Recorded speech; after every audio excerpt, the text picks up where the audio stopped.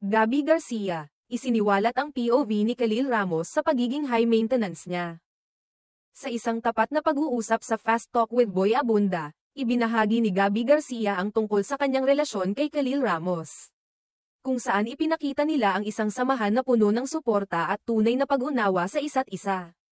Ang aktres ay nagbigay ng pahayag tungkol sa pananaw ng kanyang partner hinggil sa kanyang itinuturing na high maintenance na ugali, na nagbigay daan sa mga manunood upang masilip ang matibay na ugnayan nila. Ang pagiging bukas ni Gabby sa nasabing paksa ay nagsimula sa isang tanong na madalas niyang itanong kay Khalil. Nadulot ng mga puna mula sa kanyang mga kaibigan. "You know what? A lot of my friends, they tell me na parang is it hard for you to maintain me?" Ibinahagi ni Gabby ang kanyang mga tanong kay Khalil. Ang tanong na ito, na puno ng curiosity at bahagyang pagpapatawa, ay nagpapakita ng kanyang kagustuhang malaman kung paano siya tinitingnan ni Khalil, lalo na sa mga aspeto ng kanyang personalidad.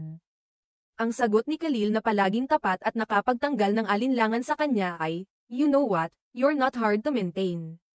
And if it was hard, I will maintain you." Ang sagot na ito ay nagsilbing patunay ng walang kondisyong suporta ni Khalil para kay Gabby, at ang kanyang kahandaan na tanggapin ang lahat ng aspeto ng kanyang partner.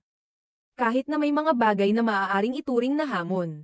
Sa kanyang pagpapahayag ng mga saloobin na ito, ipinakita ni Gabby na ang kanilang relasyon ay nakabatay sa pag-unawa at pagtanggap sa bawat isa.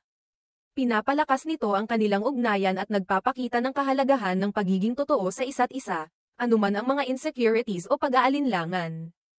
Ang reaksyon ng mga manunood sa revelation na ito ay labis na positibo, kung saan marami ang nagpahayag ng paghanga kay Khalil sa kanyang pagiging maunawain at kay Gabby sa kanyang pagiging tapat.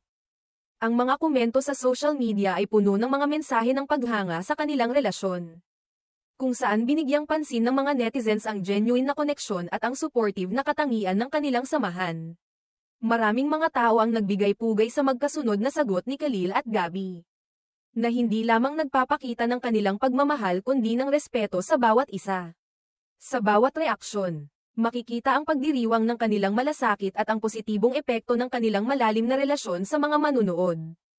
Ang kanilang kwento ay isang patunay na ang tunay na pagmamahal ay nakabase sa pagtanggap, pagpapatawad, at hindi sa mga pagpapakita ng perfectong imahe ng bawat isa. Sa pamamagitan ng pag-open up ni Gabby sa kanyang relationship kay Khalil, mas lalong naging inspirasyon siya sa kanyang mga tagahanga at sa mga taong sumusubok mag-navigate sa kanilang sariling relasyon. Itinuro nila kung paano magtagumpay ang isang relasyon kung may respeto at pag-unawa sa kabila ng mga personal na isyu o pagdududa na maaaring lumitaw sa isang samahan. Sa kabuuan, ang kanilang kwento ay isang magandang halimbawa ng isang modernong relasyon kung saan ang pagiging bukas at tapat ay nagbibigay daan sa mas matibay na samahan.